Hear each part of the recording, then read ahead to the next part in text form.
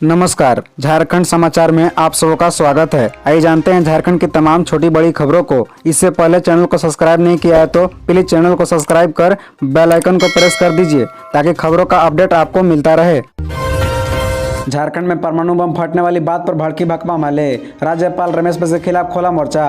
दरअसल आपको बता दें कि भारतीय कम्युनिस्ट पार्टी मार्क्सवादी लेनिनवादी भाकपा माले ने राज्यपाल रमेश बैस के कथित बयान की झारखंड में किसी भी समय परमाणु बम विस्फोट हो सकता है, इसे लेकर उन्हें हटाने की मांग की है। पार्टी ने राज्यपाल के इस बयान पर अस्थिरता का माहौल पैदा करने का आरोप लगाया है। उल्लेखनीय है कि 26 अक्टूबर को एक टीवी चैनल को दिए गए इंटरव्यू में बैस ने कथित तौर पर कहा था कि झारखंड में किसी भी समय परमाणु बम विस्फोट हो सकता है। उनका इशारा संभवतः मुख्यमंत्री हेमंत सोरेन के खिलाफ लाभ के पद के मामले की ओर था। भाकपा माले के महासचिव दीपांकर भट्टाचार्य ने शनिवार को रांची में एक संवाददाता सम्मेलन में कहा कि राज्यपाल का यह बयान झारखंड और एक चुनी हुई सरकार के खिलाफ उपयुक्त नहीं है। उन्होंने आरोप लगाया कि राज्यपाल इस तरह की टिप्पणी कर राज्य में अस्थिरता का माहौल पैदा कर रहे हैं। भट्टाचार्य ने कहा कि भाकपा माले राज्यपाल के हटाने को मांग को लेकर द्रौपदी मुर्मू से मिलेगी। भाकपा माले का झारखंड विधानसभा में एक विधायक हैं।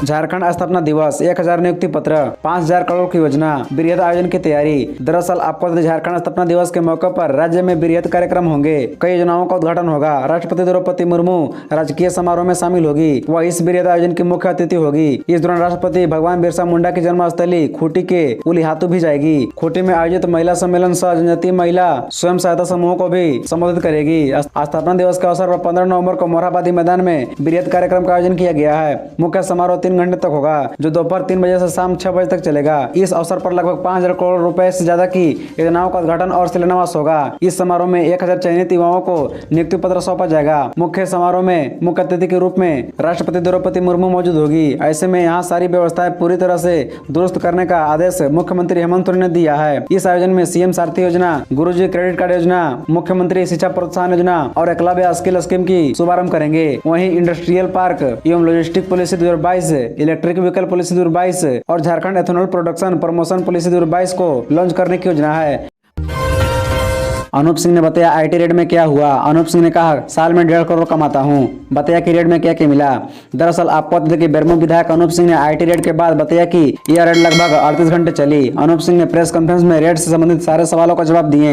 अनूप सिंह ने कहा कि हमारा जीवन राजनीतिक है, मेरी जिम्मेदारी बनती है कि जो कुछ भी हुआ उस संबंध में जानकारी दे दी जाए। अनूप सिंह ने कहा 1 करोड़ की कमाई की खबर गलत छापी गई है, मुझे ठेस पहुंची है। अनूप सिंह ने बताया कि मेरे 3 घरों पर रेड हुआ। पहली रेड मेरे पटना आवास पर कोई नहीं रहता, सिर्फ किराएदार हैं, एक केयर टेकर हैं। पटना आवास में जो अधिकारी थे उनमें मनीष कुमार टीम को लीड कर रहे थे। वहां से उन्हें एक बंच ऑफ सीट, एक रजिस्टर मिला है। वहां जो किराया मिलता है उसकी जानकारी रजिस्टर में थी और 600 रुपए बरामद हुआ है। दूसरा रेड सीसीएल के आवास पर हुआ। कोल इंडिया विधायक बनने के बाद यह घर मेरे नाम पर किया। रेड में मेरी माँ के गहने मिले, वह 11,75,000 रुपए का है जो बेरमो स्थित आवास से मिला है। बेरमो स्थित आवास पर 54,000 रुपए मिले। बैकअप अकाउंट का डिटेल मिले। माँ के पास 2 लॉकर हैं, इसकी चाबी दे दी गई है। तीसरा रेड मेरे घर पर हुआ जिसे सब्यसाची कुमार बीआईटी कोलकाता के द्वारा हुआ। अभ्यर्थी के द्वारा दी गई सीट और एक जमीन के कागजात हैं। 2 सीट ले गए। मेरे पत्नी और बच्चे के मोबाइल का बैकअप दिया गया है। यहाँ भी बैंक अकाउंट के डिटेल लिए गए हैं। मेरी पत्नी के लॉकर की जानकारी भी दी गई है। मेरे रांची आवास से उन्हें 91,400 रुपए मिले।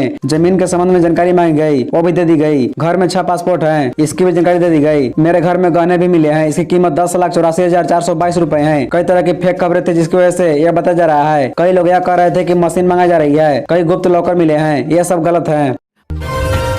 ऑपरेशन ऑक्टोपस, बूढ़ा पहाड़ पर नक्सलियों की बड़ी साजिश नाकाम, भारी मात्रा में आईडी बम और हथियार बरामद। दरअसल आपको बता दें कि बूढ़ा पहाड़ पर चल रहे नक्सल उन्मूलन अभियान के दौरान रविवार को कोबरा 203 बटालियन को एक और बड़ी सफलता हाथ लगी है। पुलिस ने रविवार को बूढ़ा पहाड़ के जोगपानी नामक जंगल से भारी मात्रा में आईडी बम, हथियार एवं गोला बारूद सहित काफी मात्रा में अन्य सामग्री बरामद की है। बता दें कि यह ऑपरेशन ऑक्टोपस के तहत पुलिस को लगातार सफलता मिल रही है। मिली जानकारी के अनुसार रविवार को सीआरपीएफ की कोबरा 203 बटालियन के डिप्टी कमांडेंट जितेंद्र कुमार के नेतृत्व में बूढ़ा पहाड़ के जंगलों में सर्च अभियान चलाया जा रहा था। इस दौरान भारी मात्रा में आईडी बम व गोला बारूद सहित अन्य सामग्री कोबरा 203 बटालियन के हाथ लगी। एक साथ एक ही जगह पर छुपा कर रखे गए 138 आईडी बम बरामद किए गए हैं। रविवार को सर्च अभियान में निकली कोबरा 203 बटालियन को जोगपानी नामक स्थल पर नक्सली द्वारा छिपा कर रखे गए आईडी बम पर नजर पड़ी। तब सर्च अभियान में शामिल जवानों के द्वारा गहनता से उस स्थल की जाँच करने पर वहाँ नक्सलियों द्वारा छिपा कर रखी गई एक सामग्री बरामद की गई।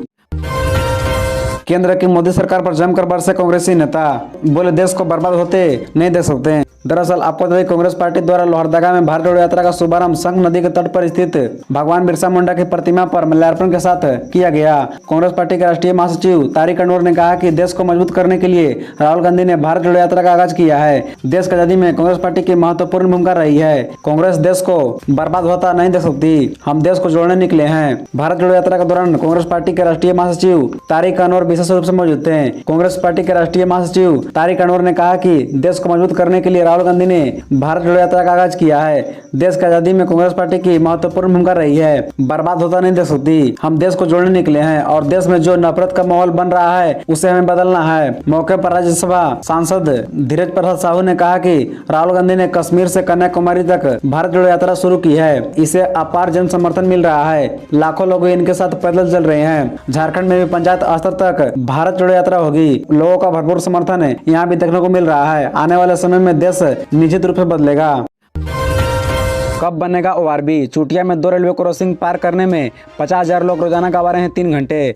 दरअसल आपको बता दें कि चूटिया में 2 रेलवे क्रॉसिंग है, एक चूटिया पावर हाउस और दूसरा लोअर चूटिया रेलवे क्रॉसिंग। आसपास घनी आबादी, 25 से भी ज्यादा मोहल्ले बसे हैं। रोजाना पीक आवर में करीब 20 ट्रेनें गुजरती है। क्रॉसिंग आवर बंद रहने खोलने और इस दौरान वहाँ लगा जाम हटाने में लगभग 50,000 लोगों के 3 घंटे रोजाना बर्बाद हो रहे हैं। सबसे ज्यादा परेशानी स्कूली बच्चों, बीमार और गर्भवती महिलाओं को हो रही है। इस समस्या से निजात पाने के लिए ओआरबी बनाने को भारत सरकार 64 करोड़ रुपए स्वीकृति दे चुकी है, लेकिन अब तक काम शुरू नहीं हो सका है। उधर नया सराय रेलवे क्रॉसिंग पर भी 3 वर्षों से रेलवे ओवरब्रिज अधूरा पड़ा है। इसके पीछे कारण रेलवे पर पथ निर्माण के बीच समन्वय न होना। दोनों एक दूसरे पर आरोप मढ़ रहे हैं। अधिकारियों के रवैये से नाराज स्थानीय लोग 15 नवंबर को झारखंड स्थापना दिवस के मौके पर विरोध प्रदर्शन करने की तैयारी में है। नया सराय रेलवे क्रॉसिंग से भी रोज 8 से 10 ट्रेनें गुजरती है। इस क्रॉसिंग पर भी रोजाना 1 घंटे बर्बाद हो रहे हैं। नया सराय ओआरबी में 3 साल पहले ओआरबी पर गर्डर लगा दिया गया, लेकिन दोनों तरफ अप्रोच रोड नहीं बना। रोजाना बड़ी आबादी ओआरबी के नीचे सर्विस रोड से आना जाना कर रही है। खबरों से जुड़े रहने के लिए चैनल को सब्सक्राइब, वीडियो को लाइक एवं